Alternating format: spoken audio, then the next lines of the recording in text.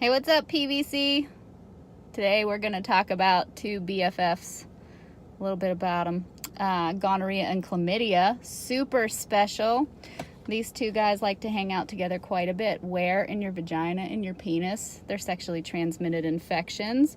So what do you get with these? It's not like the big herpes where you get some burning, tingling, pain before the blisters are up. These ones can oftentimes have no symptoms at all. So how are you at risk? Well, multiple sex partners, no protection. Those are the big ones. So anybody who's having sex can get these. And the fun part is they also can go in your throat. So oral sex is not a safe alternative. And they like to hang out together. You know, sometimes you're going to have them by themselves, one or the other, but a lot of times they're BFFs. They like to hang out together, which is super fun. The good thing is that they're curable. So unlike herpes, which is a gift that keeps on giving forever and ever, gonorrhea and chlamydia are curable with some antibiotics. So symptoms to look out for if you're doing some at-risk behavior, or even if you're not at risk. Some people just aren't honest.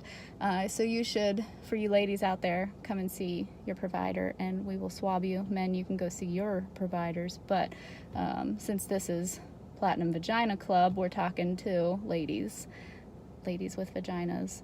And so you think if you're at risk, or you just want to find out if you've been exposed, because chlamydia is like the most commonly diagnosed STI, STD, whatever term you're referring to. It's the most common one here in the United States, and it's not selective. It'll live in your vagina. Like I said, oftentimes no symptoms. However, you can have symptoms. Lots of times it's change in discharge, which is super duper awesome. You know, sometimes we look in there when we're just doing your annual and we see that your cervix is a little bit irritated. You know, if you're in that age bracket where you're at risk, we'll a lot of times say, hey, you want some sexually transmitted disease swabs? Make sure that you're not carrying anything that you don't know about. But even for you married women, sometimes it's not a bad idea just to get checked out, and you shouldn't be ashamed of that. Unless you're the one who's doing the messing around, then yes, you should totally be ashamed of yourself.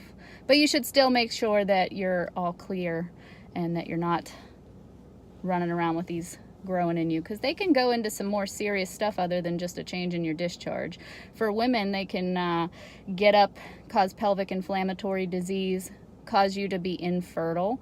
Sometimes that happens in men too, but for women, they can actually get some scar tissue in there and be unable to get pregnant when you're ready to, and cause some problems there. These two infections, as I mentioned, aren't selective to the genitals. They can also get into the oral area and also in your butt if you're into that kind of thing.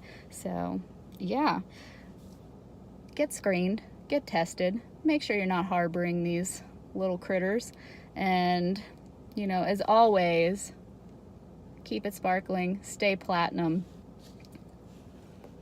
Have a good one.